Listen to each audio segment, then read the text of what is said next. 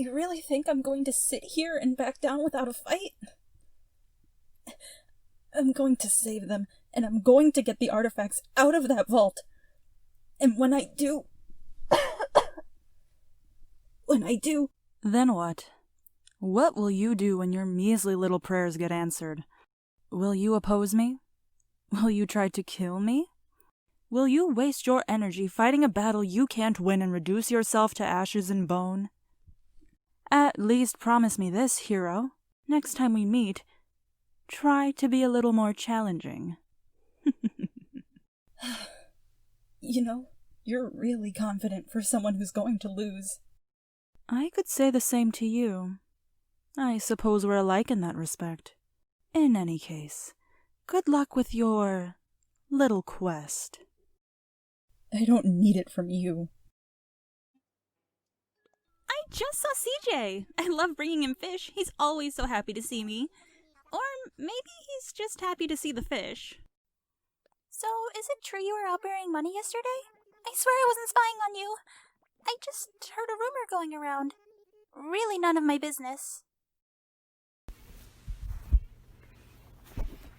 As I recheck and rebolt the door, I've installed a number of extra locks.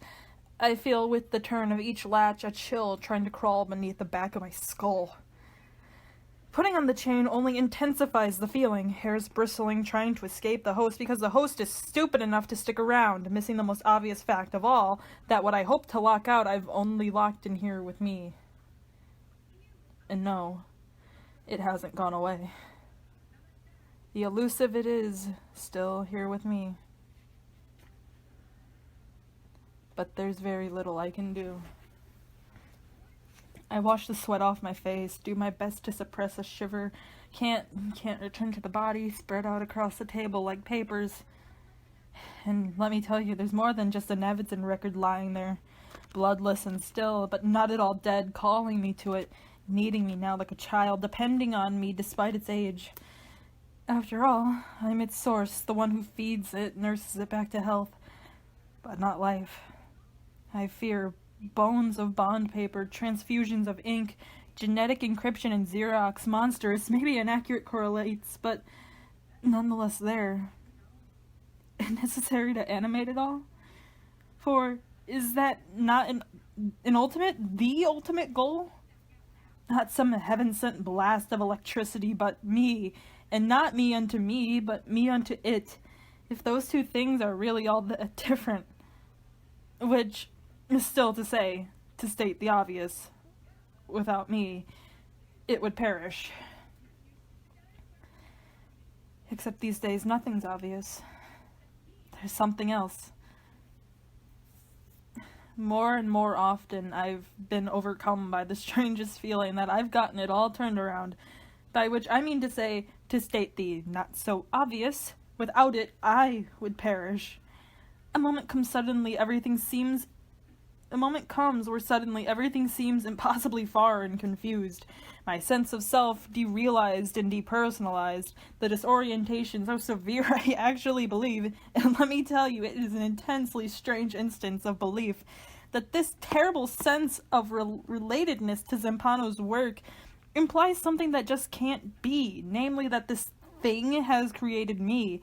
Not me unto it, but now it unto me, where I am nothing more than a matter of some voice, intruding through the folds of what even now lies there agape, possessing me with the histories I should never recognize as my own, inventing me, defining me, directing me, until finally every association I can claim as my own, from Raymond to Thumper, Kyrie to Ashley, all the women, even the shop and my studio and everything else, is relegated to nothing, forcing me to face the most terrible suspicion of all, that all of this has just been made up, and what's worse, not made up by me or even for that matter Zampano, though by whom I have no idea. Tonight's candle, number 12, has just started to die in a pool of its own wax, a few flickers away from blindness.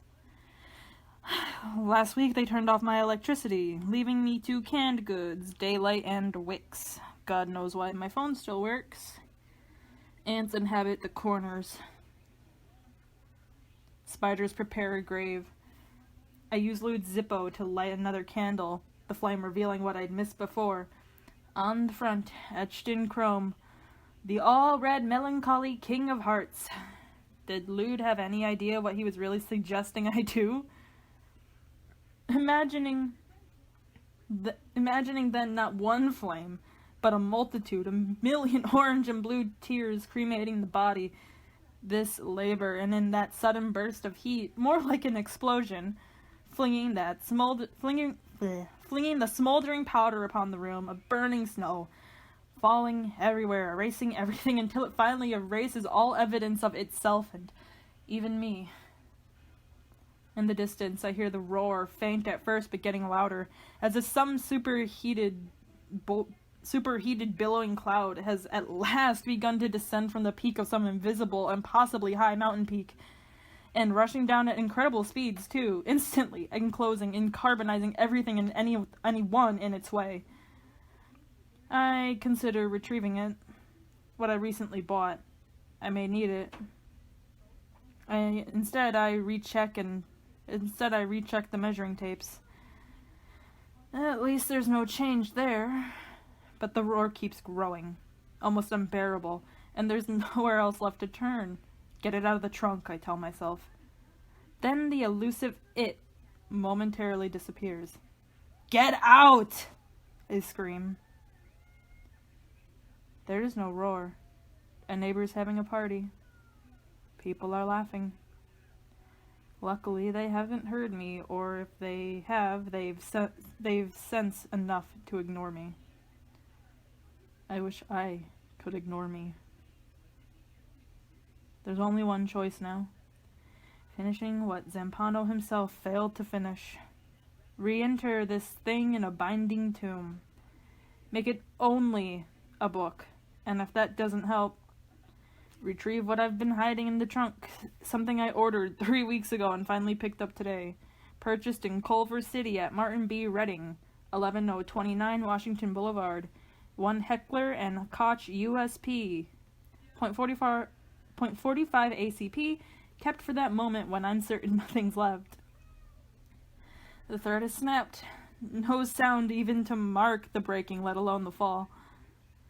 That long-anticipated disintegration when the darkest angel of all, the horror beyond all horrors, sits at last upon my chest, permanently enfolding me in its great covering wings, black as ink, veined in bees' purple.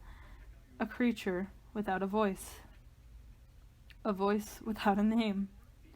As immortal as my life. Come here at long last to summon the wind.